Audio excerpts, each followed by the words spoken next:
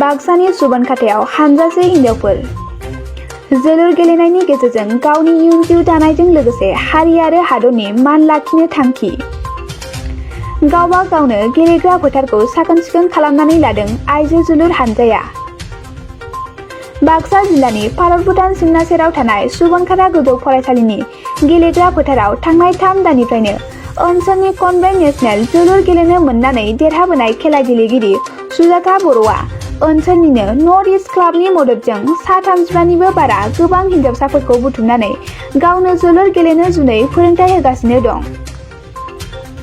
मख'थावना दि गेलेमु बिथिङाव दिनै गोबां आइजोफ्रानो हौवाफोरजों समान समान दावगाबोनो हादोंब्लाबो गामि ओनसोलाव नाथाय बिनि रुजुनायाव गोबां खम। बबेखानि आथिखालाव सोलोंथाइ लाबाय थानाय हिनजावसाफोरा बे सोलोंथाइ बादायाव बाहागो लानो मोननानै गावसोरखौनो गोबां रंजानाय मोन्दों होनना फोरमायथिनायजों लोगोसे इयुनाव बे खेलानि गेजेरजों गावबा गावनि इयुन जिउ दानो हानायजों लोगोसे हारि आरो हादरनिबो मान लाखिनो सतबांसा लादों होननानै फोरमायो। सुजाता बर'नि बे थांखिखौ ओनसोलनि साननो गोरों सुबुंफ्रा गोजोननाय फोरमायनायजों लोगोसे इयुन सिमाङाव जाफुंसारदों होनना गसाइनाव बोर बिदों। आंनि मुङा जाबाय मिस सुजाता बर'। आं खेनब्रैसो गेलेबाय नेशनेल। बे first Jammu Kashmir, second Delhi, third Orissa, 4 आसामावनो जानाय दाखालिसो जानाय 2021आव जानाय माबा खेल' इन्डिया इखौ गेलेबाय आङो।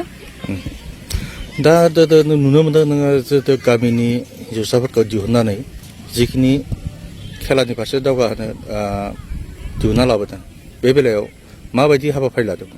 जिहेतु इमानखिनि जेरै दा लाभलिना, हलिचरन नार्जारी, दुर्गा जिखिनि आवगायलांदों इबायदिनो सानदोंदि आङो गामिनि जिमान दङ सिख्लाफोर बा सेंग्राफोर इसोरो इमान हायो इसोर बायदि थांनो आरो नाजानो।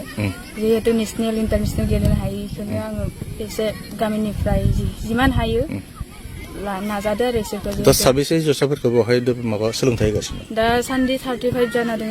35 बे सोलोंथाइखौ होनानै माबायदि मोनदों?